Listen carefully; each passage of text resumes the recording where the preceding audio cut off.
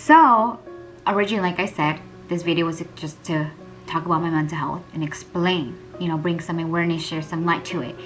But because in the middle of that, like I said, the past, at that time, I was going through it.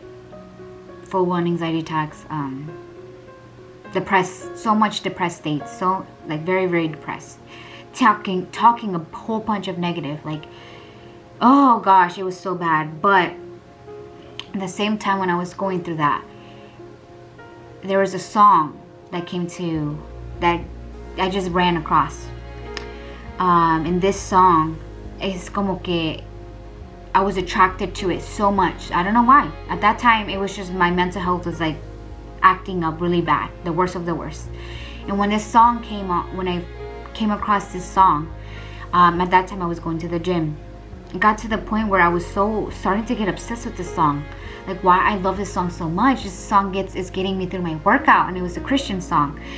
I'm like, wow, I literally went to the gym, worked out my whole workout, and I worked out for an hour and a half, and I listened to the same song for an hour and a half, replayed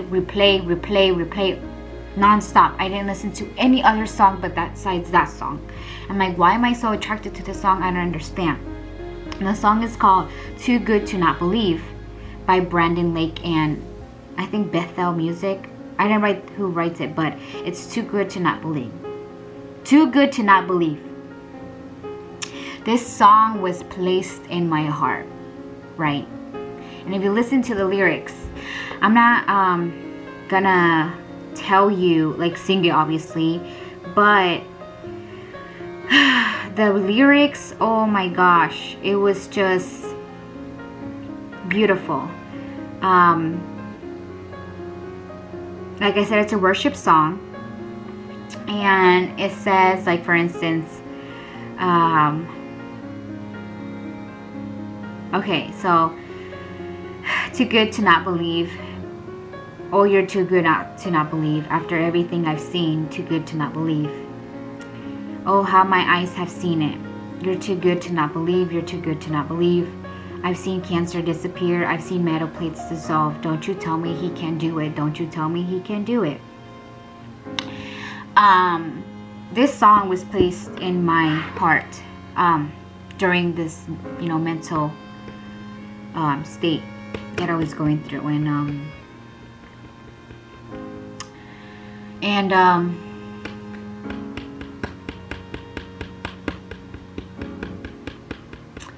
I find out that my dad is ill.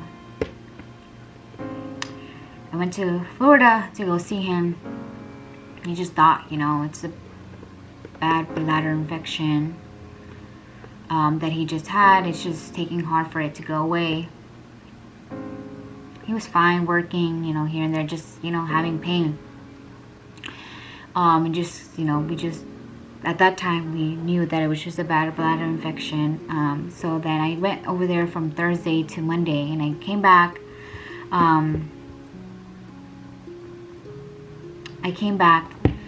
He was fine and everything. My grandma was there for 3 months to, help him out and stuff. And then recently, when I was at the worst of my mental state, my dad, I was looking for insurance to give to him. And I came across someone who told me that there's someone that can give your dad insurance, knowing that he's undocumented. I'm like, really? Like, this is great because, he can't really afford all these visits.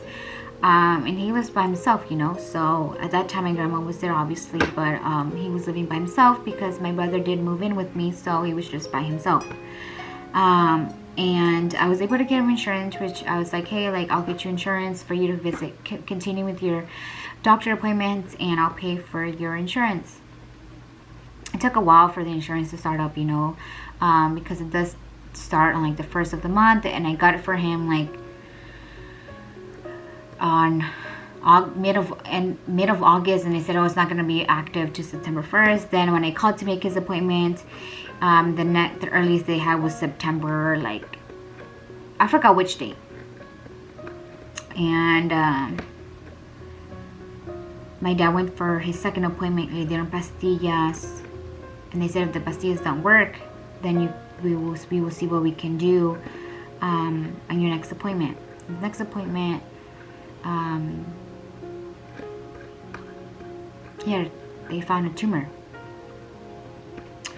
And on top of that, his large intestine was ruptured. So he needed to go to the hospital. And at that time, I didn't really understand what was going on, because there was just so many doctors that were helping him. There was like at least 12, I want to say, maybe 12 to 15. And he was at the hospital. You know, thank God for my aunt and my uncle and everyone else who was there to help him out for his visits and stuff, and just being there for him, knowing that I'm over here in Texas. But they were, you know, doing what they can, and I'm very grateful for that. But he was in the hospital, and they were going to do his surgery for his large intestine. But they had to basically wait until they gave him medication to clean up his stomach, because I guess because it ruptured, as you know, his large intestine is what's connected to your, you know, when you use number 2 or whatever. So it explained why he was having bladder issues, because whatever was going on with, you know, number 2 was going through number 1. So that's why he was in a lot of pain. So they were going to go ahead and, but I didn't really understand what was going on. And my dad was just very frustrated. You know, I was trying to ask him questions, and he was already frustrated that he was there and that he couldn't eat. You know, just when you're at that position or in that situation, it's very frustrating on its own, trying to figure out like what is it that they have to do, what's going on or whatever.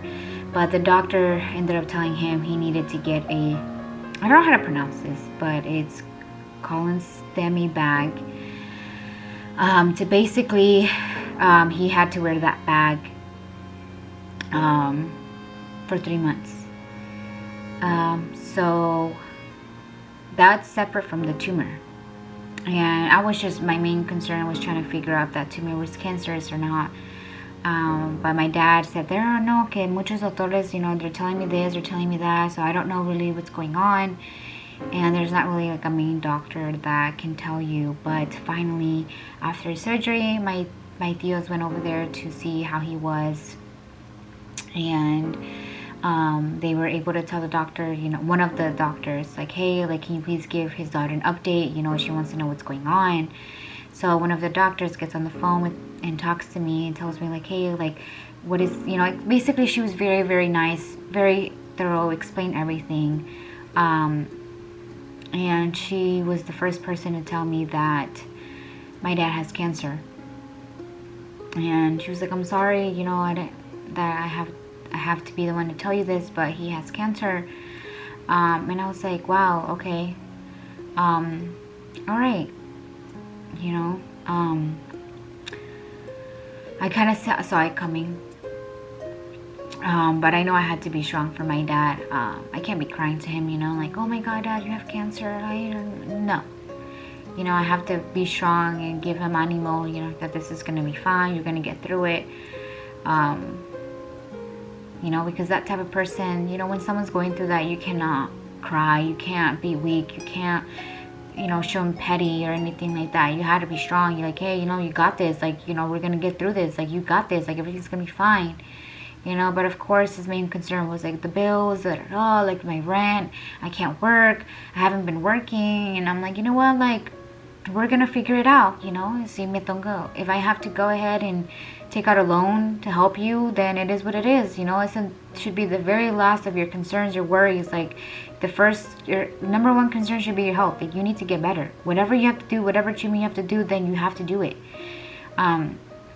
Don't worry about the bills, whatever. Like that, eso se va y se viene. We'll find a way to do it. It is what it is, you know.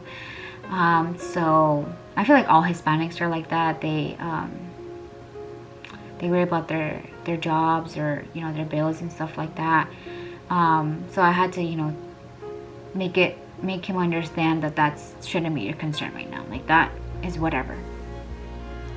But yeah, he has cancer. I don't know what stage yet. I don't know what type of cancer, but I was reading his reports because I was able to make him a reporter through the hospital, and one of the reports say colon mass of 10 centimeters.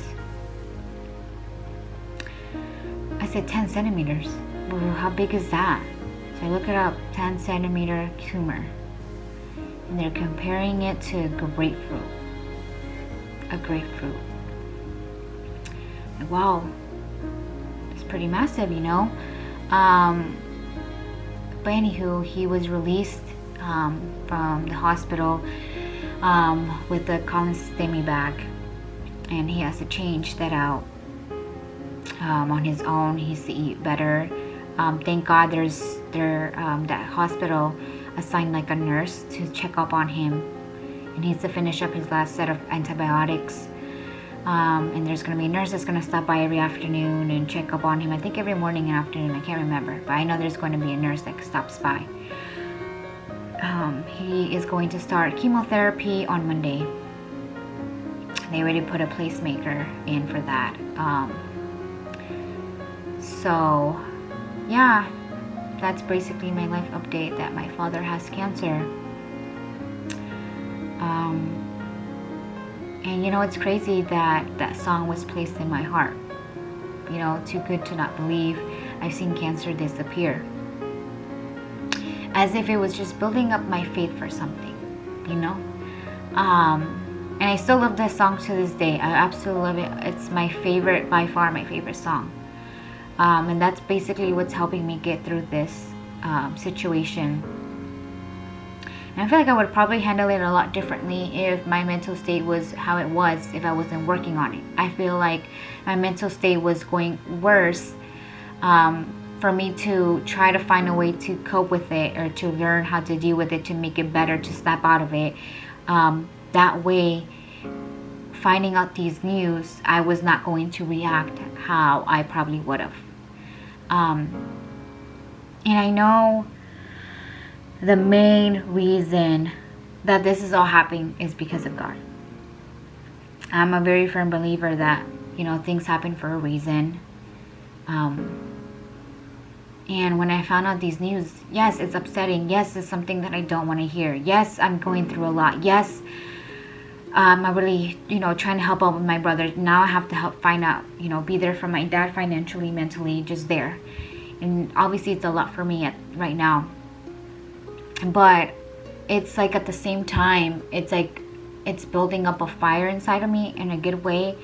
Having, you know, building so much faith. Like, I cannot let myself get down. Do I really want to go back to a depressed state? I have people counting on me. I cannot sit here and say, oh my God, soy triste. Yeah, I can cry. Go ahead, cry it out. Oh my God, yes, my dad has cancer. Let me cry it out. Like, I don't want to be in this situation. But wipe those tears and get back up.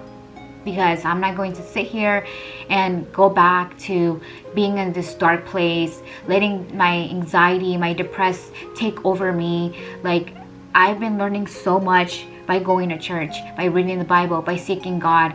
And if you really are not a firm believer of God, I'm telling you, Lord, He makes wonders. He is a miracle worker. And I've been going to church, and there's just another thing, like me living here in this house is another testimony that I'm not ready to talk about yet, but when I do, you'll see why. And me living in this house, my next door neighbor is a youth pastor to the church that we've been going to since I came to Texas.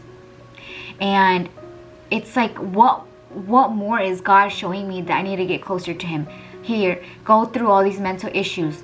I'm over here trying to find a therapist, trying to figure out, like, I need to go see this doctor to tell me what's wrong with me, to tell me what I need to do and what not to do. How can I, you know, fix this or whatever.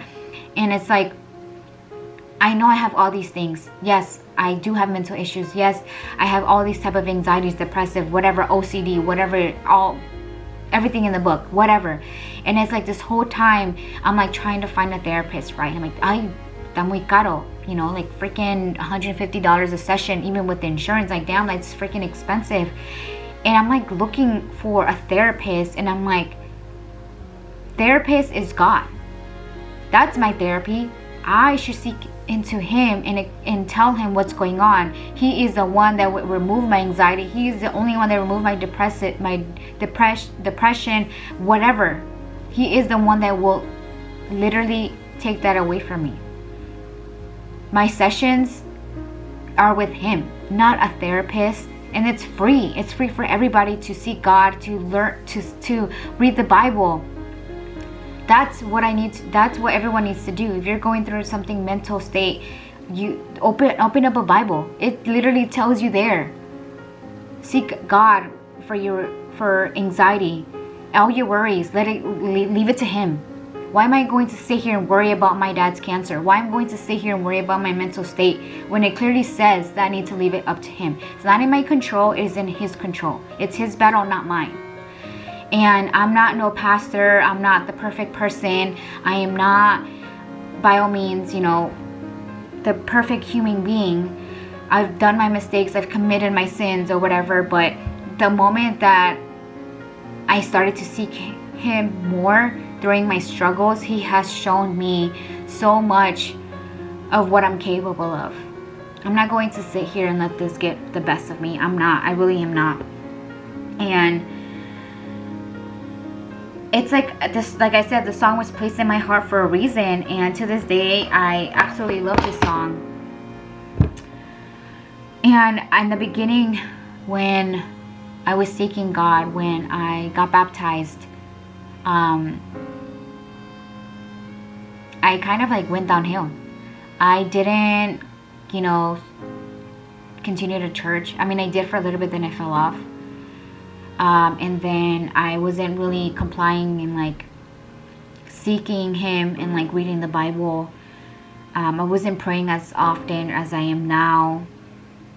And the reason why I wasn't is because I simply don't like asking for help. That's why I don't let people know what's going on with me or what my business. I don't like telling people my problems or my business because in a way I feel like that's, you know, telling them like, hey, I need your help, which I'm not. But that's why I felt bad to pray, because when you're praying, you know, I know you pray like, oh, you know, in the morning, thank you for blessing me for this and this and that, blah blah blah. But if I'm praying for, like, you know, my dad's cancer, if I'm praying for something, I used to feel like I'm asking him for help, and I already don't like asking people for help, so that's how I was taking it as. But slowly I was starting to build my faith. And I would continue because that's basically what saved me. That's basically what saved me from probably spiraling out, probably being in this depressed state, locked in my room after hearing the news of my dad having cancer. I just know that my faith has gotten stronger. My relationship with God has gotten so much better. And I'm doing what I need to do. You know, I'm reading the Bible. I pray more often. I'm going to church on Sundays, not only Sundays, but now I'm going every Tuesday, Sundays and Tuesdays. I'm trying whatever I have to do, to follow my purpose, you know. And I don't mean this to offend anyone who doesn't believe in God, because I was in your shoes before. I didn't believe in God after my mom passed away, because I prayed for my mom not to pass away, because if she did, then I was not going to believe in him anymore. And that's exactly what I did. I stopped believing him for a couple of months because my mom passed away, and it was the most scariest time of my life, because my dad as well told me he stopped believing in God. We didn't have money for rent. It was probably one of the most struggle moment that we both went through. Everything was just going bad news left to right. And I was like, I think this is happening because, you know, I don't play anymore. I don't pray anymore. I don't believe in him. And we felt it like, yeah, this has to be it, you know, like we need to seek him again, because, you know, we felt as if that's what was missing in our lives. So if you don't believe in God and you came across this video, I'm telling you, once you do, you're going to see tremendous changes in your life. The moment you accept Jesus as your Lord and Savior, so many things are going to change in your life for the better. No, I'm not crying, I have something in my eye, but I feel like the enemy has gotten stronger once I leave church, because he's used to of me just sitting around and not doing anything, not seeking God, not reading the Bible, not praying, not going into church. So I feel like that's why right now the fire I just have in me, it's like, yeah, I'm not gonna let you get to me. Absolutely not. I'm not gonna let the enemy get to me at all. And I just kind of wanted to end this by saying that no one's alone. Like, there's a lot of people that probably go through what you're going through or worse. And you could be alone. You can feel like there's no one that understands me. And I can tell you there's someone that's been understand you, that's been knowing everything about you, and that's God. But I just wanted to basically make the video, like I said, of awareness for mental health, that you're not alone.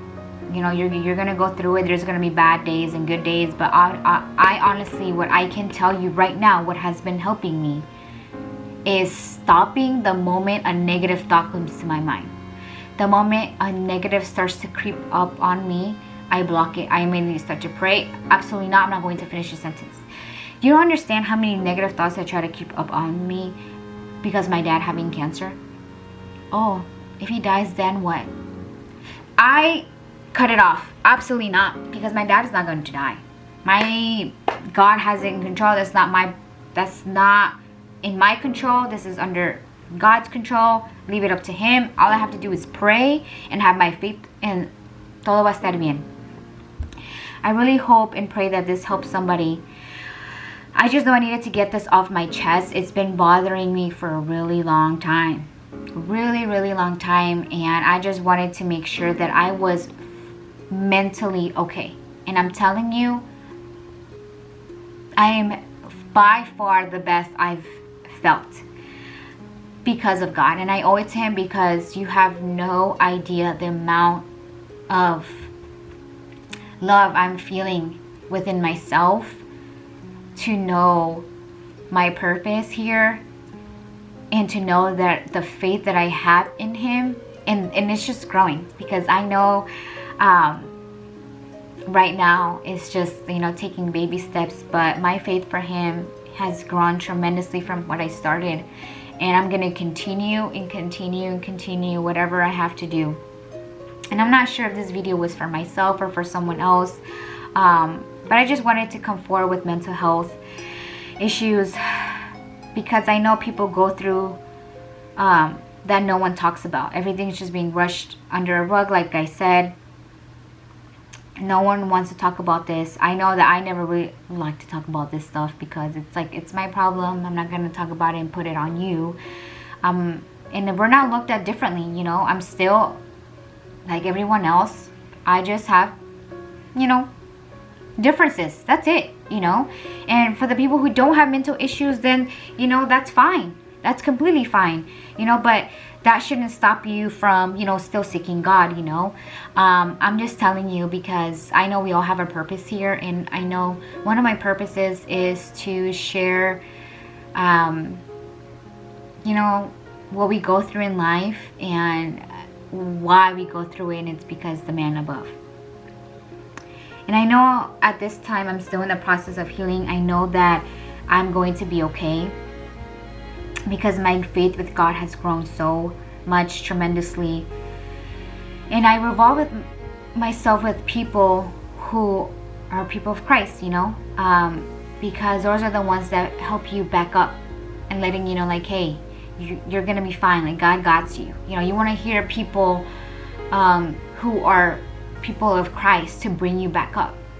We have to surround ourselves with people like that, because those are the ones that help us when we need them. We need them at the end of the day. We need people like that in our lives, because you need people to lift you up, because that's what we all need, like in times like this, But if you guys have any questions, or you can just leave it in the comments and I'll reply. If there's enough questions, I can probably do a Q&A on another video, or I'll just simply reply to anyone who has any other questions. But like I said, I was just sharing what I was going through during those times, and what has been helping me, honestly. And it's been going really, really well. Yes, I'm still going through the whole situation with my dad having cancer, but I just wanted to see if, you know, whoever came across this video, if you don't mind taking the time to pray for my father during this long journey that he has with chemo. You know, I would really greatly appreciate it. I don't normally, you know, ask people for prayers, but I know that prayers come a long way. I know they do, and I pretty much know that God has it. It's in His control, it's His battle, and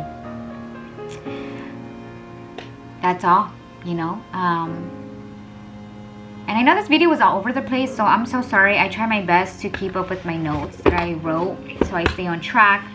But like I said, if there's any questions that you guys might have, just leave a question in the comments and I'll reply to you. I really hope, you know, this helps somebody.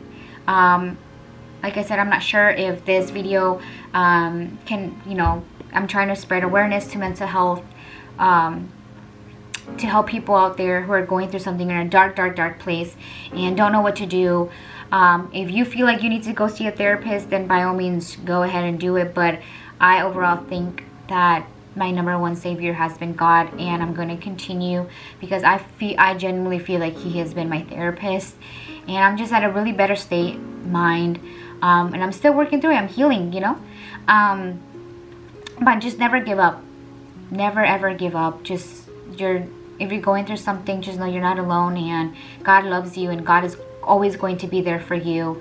But I guess that's what I really wanted to say. That way I can continue back to my regular videos. It didn't feel right going continuing my vlogging if I didn't share this, what I needed to say to get off my chest. And I'm so sorry if this video is long. I don't even know how long this video is going to be.